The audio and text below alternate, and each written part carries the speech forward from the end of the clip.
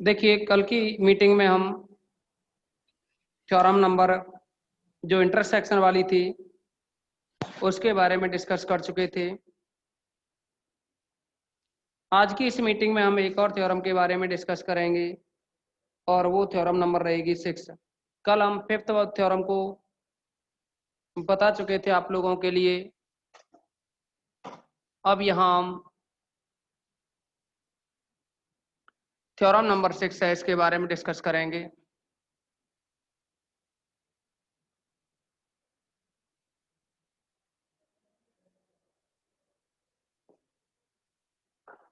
तो जो थ्योरम है उसका स्टेटमेंट है, किसी ग्रुप जी के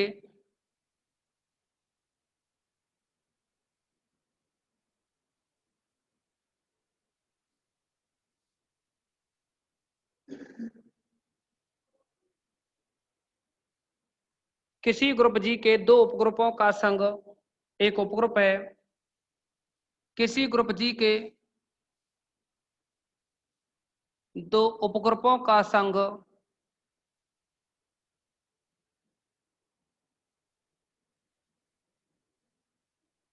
एक उपग्रुप है।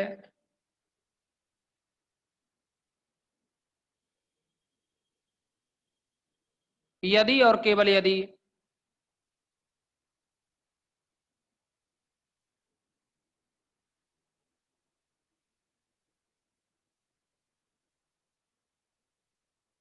वे एक दूसरे में निहित हैं।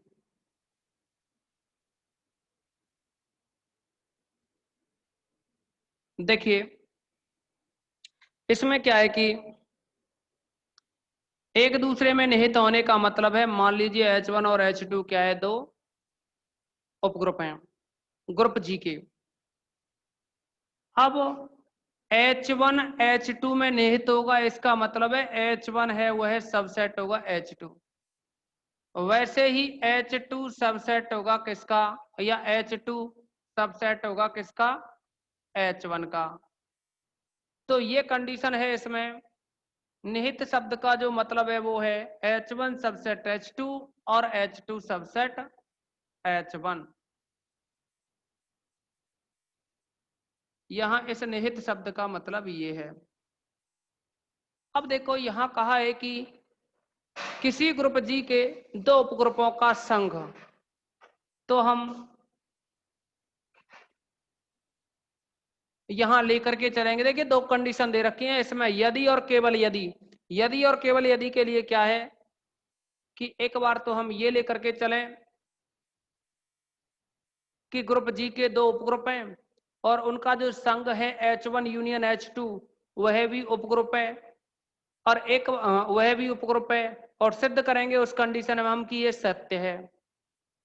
दूसरी बार हम लेकर के चलेंगे कि ये कंडीशन सत्य है, यानी H1 सबसेट H2 है और H2 सबसेट H1 है।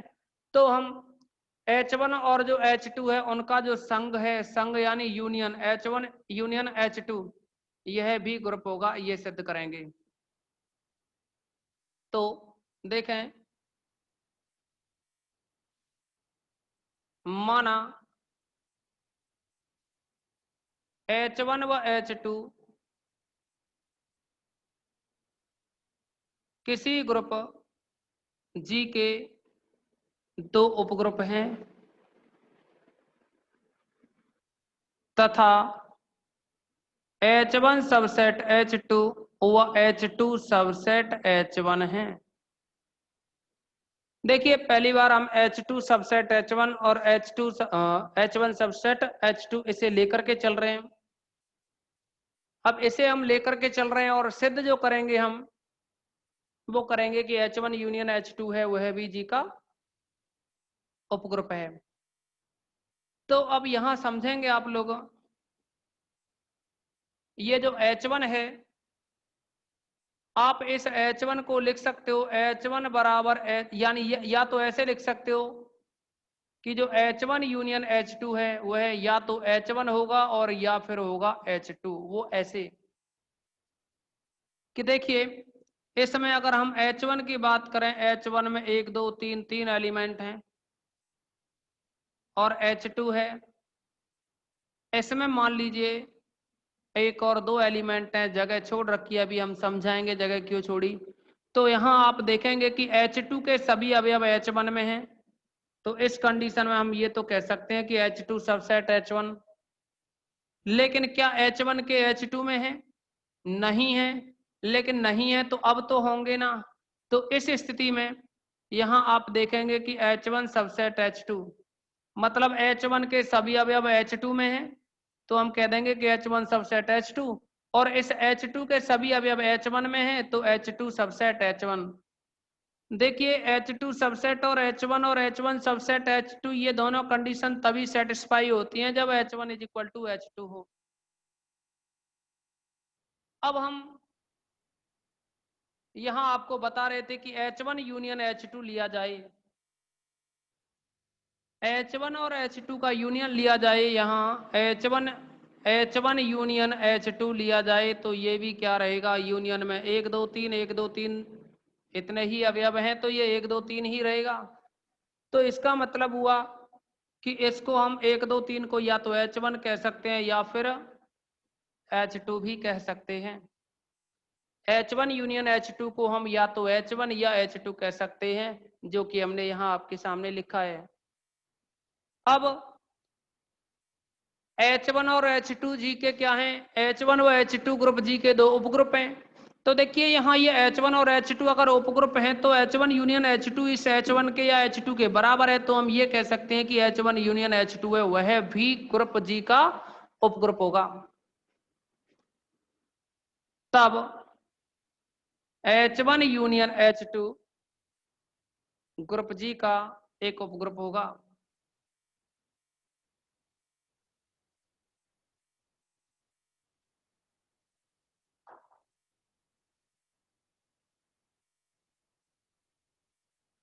ग्रुप जी का एक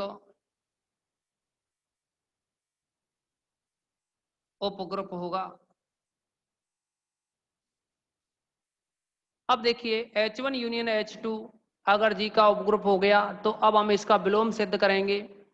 और विलोम सिद्ध करने के लिए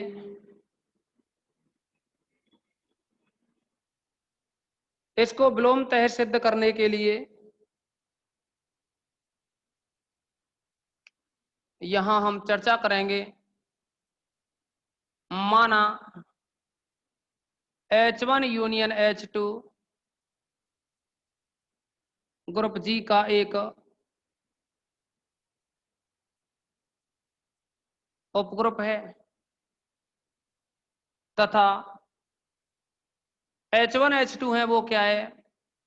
ग्रुप जी के उपग्रुप हैं, ये भी दे रखा है। अब देखो हमें जो सिद्ध करना है उनको लिखो या मत लिखो, पहले भी लिख चुके हैं कि H1 और H2 है ग्रुप जी के 2 उपग्रुप हैं। अब हमें सिद्ध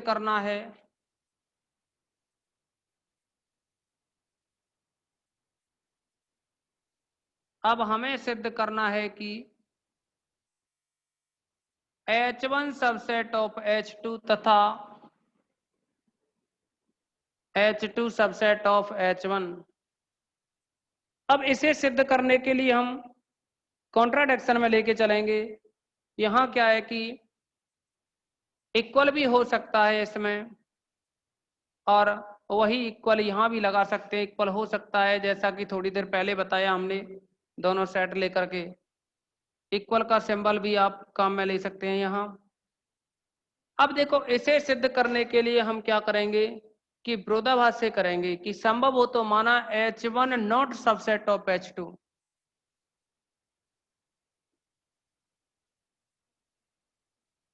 संभव हो तो माना H1 not subset of H2 तथा H2 not subset of H1। इसे लेकर के चलेंगे, यानी H1 H2 का सबसेट नहीं है, और H2 है वह भी H1 का सबसेट नहीं है।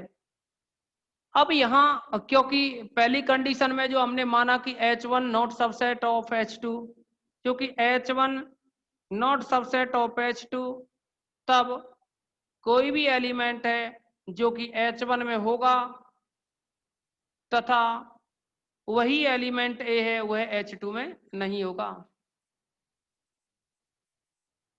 देखिए, अगर H1 not subset of H2 है तो इसका मतलब हुआ कि A जो एलिमेंट है वह H1 में होगा। अगर A एलिमेंट H1 में है तो H2 में नहीं होगा, क्योंकि H1 सबसेट H2 नहीं है।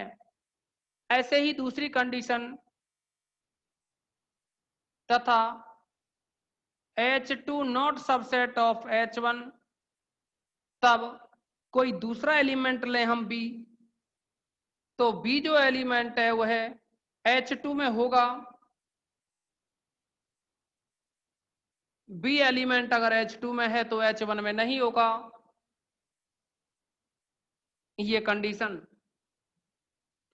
अब यहां आप देखेंगे कि A बिलोंग्स टू H1, जो कि A बिलोंग्स टू H1 में है। A क्या है H1 में, और अगर A H1 है, A H1 में है तो इसका मतलब A H1 और H2 के यूनियन में भी होगा। समझें, H1 के बारे में जैसे थोड़ी देर पहले हमने डिस्कस किया कि H1 क्या है, 1 2 3 है, और मान लीजिए H2 है 1 2 है बस, या 1 2 4 हो। अभी ये H2 हमने थोड़ा अलग मान लिया है, इस क्वेश्चन से रिलेटेड नहीं है, ये जो बता रहे हैं हम रिलेट करेंगे एक पॉइंट को बस इस क्वेश्चन से, बाकी का और कुछ दिमाग में नहीं रखोगे आप। अब H1 यूनियन H2 की बात करें तो इसमें बनेगा 1 2 3 4। जैसा कि आप देख रहे हैं कि H1 का कोई भी एलिमेंट ले, अगर आपने H1 का 3 लिया, 3 बिलोंग कर रहा है H1 में, तो देखिए यही 3 बिलोंग करेगा H1 यूनियन H2 में। यही 3 का अंक जो आप H1 में लेके चले, वही 3 का अंक फिर H1 यूनियन H2 में भी आएगा। कहने का मतलब ये है, अगर A एलिमेंट H1 का है तो A जो एलिमेंट है वह है इन दोनों सेट H1 यूनियन H2 का होगा। चाहे एक और सेट होता है H3 तो उसमें भी होता, यानी A H1 यूनियन H2 में होगा, या फिर अगर और भी सेट होते तो H1 union H2 union H3 में भी होता। अब देखो, क्योंकि H1 यूनियन H2 बड़ा ही तो हो जाएगा सेट, कम अभी अब तो होंगे नहीं, अधिकतर बढ़ सकते हैं, निकलेंगे तो है नहीं इसमें से अभी अब। तो अब हम ये कह सकते हैं यहाँ कि A H1 में है तो A बिलोंग करेगा H1 यूनियन H2 में। ठीक इसी प्रकार से B H2 में है, B बिलोंग्स टू H2, तो इसका मतलब हुआ B बिलोंग करेगा फिर H1 यूनियन H2 में। अब देखिए पुनः कि A है वह H1 यूनियन H2 में है, B है वह भी H1 यूनियन H2 में है, और H1 यूनियन H2 है वह G का ग्रुप है। G का क्या है, उपग्रुप है। तो देखिए यहाँ चूंकि A belongs to H1 union H2 तथा B belongs to H1 union H2, this implies, देखिए H1 यूनियन H2 है वो क्या है, ग्रुप है, या उपग्रुप है जी का। तो उपग्रुप है ये, तो इसका मतलब समृद्ध की कंडीशन सेटिस्फाई होगी। अगर A H1 यूनियन H2 में है और B है वो भी H1 यूनियन H2 में है, तो A इंटू बी या A संक्रिया B वो भी बिलोंग करेगा H1 यूनियन H2 में। A संक्रिया B बिलोंग करेगा H1 यूनियन H2 में। अब आप यहाँ ए बी है वो बिलोंग कर रहा है H1 यूनियन H2 में, तो यहाँ लिख सकते हैं क्योंकि H1 यूनियन H2 उपग्रुप है। उपग्रुप है तो समृद्धता की कंडीशन को काम में लिया है हमने यहाँ। अब पुनः A B belongs to H1 union H2, तो इसका मतलब हुआ कि जो ए बी एलिमेंट है या तो H1 में बिलोंग करेगा या H2 में। ए बी बिलोंग करेगा H1 में या फिर ए बी बिलोंग करेगा H2 में। आप इसका स्क्रीनशॉट लें।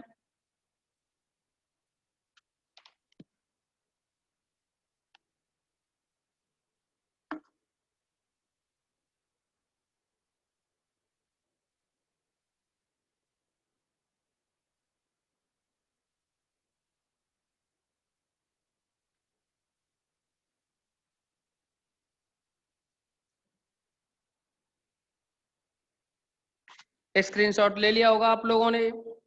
अब देखिए इससे आगे,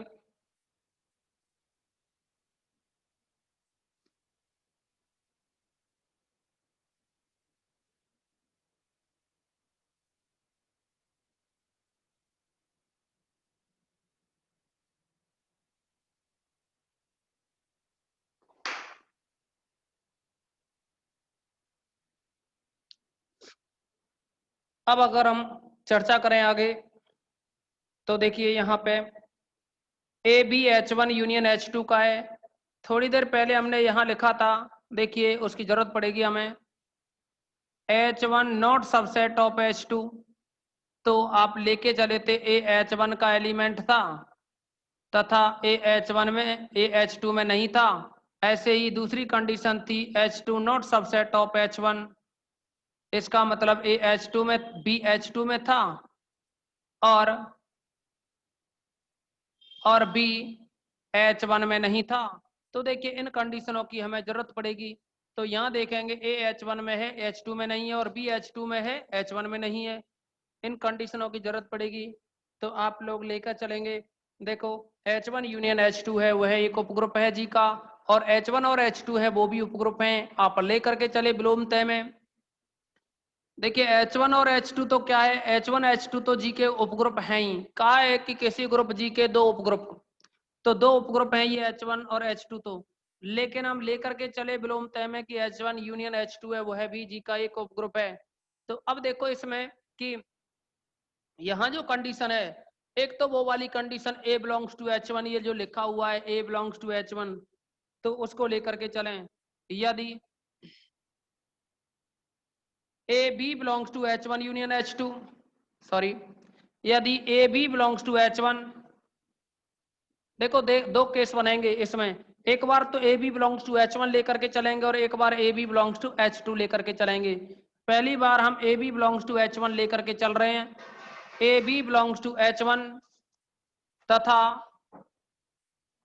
A बिलोंग्स टू H1। देखिए यहाँ AB बिलोंग्स टू H1 तो ये वाली कंडीशन है, और A बिलोंग्स टू H1 ये वाली कंडीशन, यानी A तो H1 का एलिमेंट है ही, और B जो एलिमेंट है वो H2 का है। A H1 का एलिमेंट है, H2 का नहीं है। B H2 का एलिमेंट है उधर से, और B H1 का एलिमेंट नहीं है। अब यहाँ हम AB बिलोंग्स टू H1 लेकर के चल रहे हैं। AB बिलोंग्स टू H1 तथा A बिलोंग्स टू H1, तो इसको लिख सकते हैं। तब ये जो A है एलिमेंट A H1 में है, और H1 क्या है कि उपग्रुप है जी का। तो देखिए उपग्रुप की डेफिनेशन के अकॉर्डिंग अगर A H1 में है तो इस A का जो प्रतिलोम होगा A इनवर्स वह भी बिलोंग करेगा H1 में। तथा दूसरा ये कंडीशन है AB belongs to H1, AB belongs to H1। अब इन कंडीशन के आधार पर, क्योंकि A inverse belongs to H1 तथा AB belongs to H1, this implies H1 क्या है, उपग्रुप है। तो उपग्रुप की डेफिनेशन के अकॉर्डिंग समृद्धता की कंडीशन लगाएं, तो समृद्धता की कंडीशन होगी कि A इनवर्स का AB के साथ संक्रिया कराएं, A इनवर्स संक्रिया करें AB के साथ, तो यह भी H1 का एलिमेंट होगा। A इनवर्स की AB के साथ संक्रिया कराएं तो यह भी क्या है, H1 का एलिमेंट होगा, क्योंकि H1 जी का उपग्रुप है, क्योंकि H1 उपग्रुप है। अब यहाँ H1 अगर ये उपग्रुप है तो हम इसको लिख सकते हैं A इनवर्स A, और ये B belongs to H1। A into A inverse होता है E, और ये है साथ में B belongs to H1। E की संक्रिया तत्समक की संक्रिया B से करोगे तो B ही आएगा, बिलोंग्स टू H1। आपने देखा यहाँ कि B बिलोंग्स टू H1 आ रहा है, जब आप A बिलोंग्स टू H1 लेकर के चले तो B H1 में आ रहा है, लेकिन आप पहले ही लिख चुके हैं कि A H1 में है और A H2 में नहीं है। दूसरा B H2 में है, B H1 में नहीं है, यानी A H1 में लेके चले तो B H1 में नहीं होना चाहिए। देखना यहाँ B H1 में आ रहा है, तो यही क्या हो गया, विरोधाभास, जो कि B not belongs to H1, जो कि B not belongs to H1 होने का विरोधाभास है।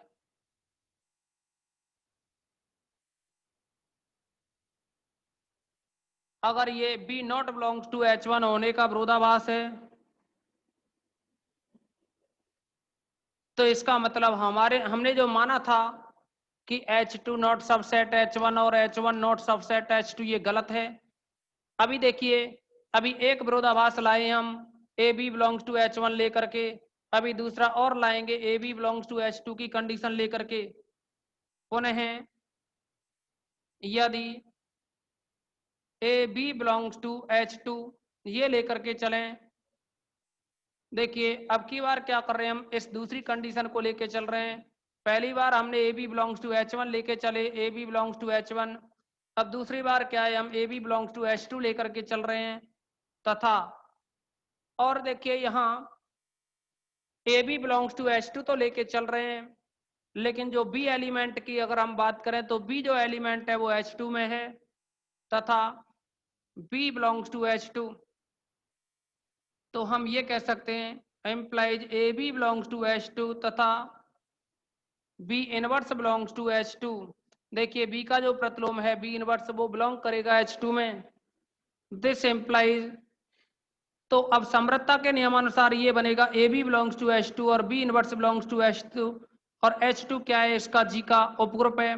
तो अब इसमें समृद्धता की कंडीशन लगाएं तो ये बनेगा A B into B inverse, A B B inverse belong करेगा H2 में। आप लोगों को हमने बताया कि जैसे बी H2 में बिलोंग कर रहा है और H2 उपग्रुप है, तो बी का जो प्रतिलोम होगा बी इनवर्स वो भी H2 में बिलोंग करेगा। अब यहां से देखिए A B B inverse belongs to H2, और यह बन जाएगा ए बी बी इनवर्स को लिखोगे ए ई बिलोंग्स टू H2।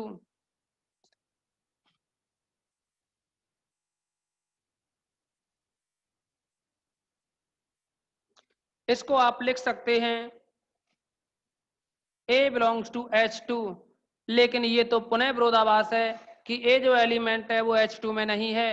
देखिए यहां से ए जो एलिमेंट है वो H2 में नहीं है, जो कि ए नॉट बिलोंग्स टू H2 होने का पुनः विरोधाभास है।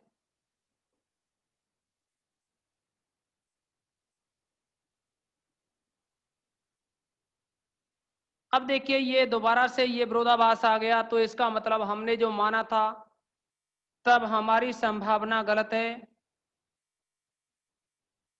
तब हमारी परिकल्पना कह दो या संभावना कह दो, तब हमारी परिकल्पना गलत है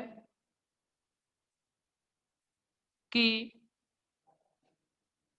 H1 not subset of H2 तथा H2 not subset of H1। तो फिर सत्य क्या होगा, अतः H1 सबसेट ऑफ H2 तथा H2 सबसेट ऑफ H1 होगा, यही सत्य होगा। अभी देखिए अगली मीटिंग थोड़ी देर में स्टार्ट करते हैं।